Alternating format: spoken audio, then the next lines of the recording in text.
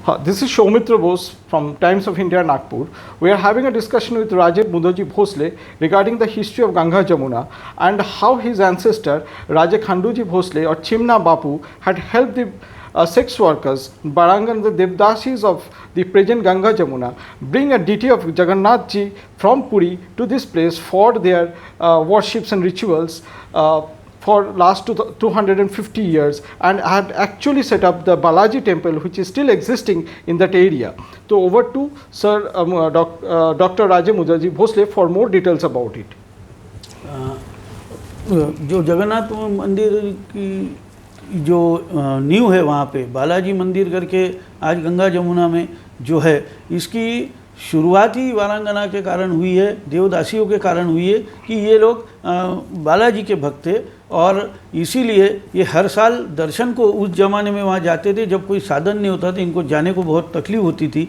और उस वक़्त आप अगर पुरानी हिस्ट्री में आप जाते हैं तो यहाँ मुग़लों ने इस मंदिर को अपने कब्जे में लिया था, यहाँ का बहुत सा नुकसान उन्होंने किया, यहाँ की मूर्तियाँ छुपा दी गई थी। नागपुर के भोसले ने वहाँ पे फिर से अपना आधिपत्य स्थापित करके मुग़लों को भगाने के बाद उस मंदिर का जीर्णोद्धार किया। जो रथ यात्रा बंद हो चुकी थी उसको शुरू करने वाले भी अभी नागपुर के भोसले ही है। और जो वहाँ अन्न का जो आप कहते हैं कि जो 5, 6, 7 जो ये है, वो अन्न छत्र को भी वहाँ पे उस टाइम पे नियर अबाउट 14 लाख का डोनेशन उस वक़्त देके उसको चालू रखने वाले भी ये भोसले है। और यही इतिहास शायद लोगों को मालूम नहीं, पर एक बात बता दूं कि ये मूर्तियाँ 12-12 साल बाद वहाँ की हमारे उड़ीसा की ये मूर्तियाँ 12 साल बाद बदली जाती है। और 12 साल की जो मूर्तियाँ चेंज हो रही थी उस वक़्त वारांगना जब खंडोजी राजे 1770 के करीब वहाँ वो जब जा रहे थे तो वहाँ उनको रिक्वेस्ट की गई कि अभी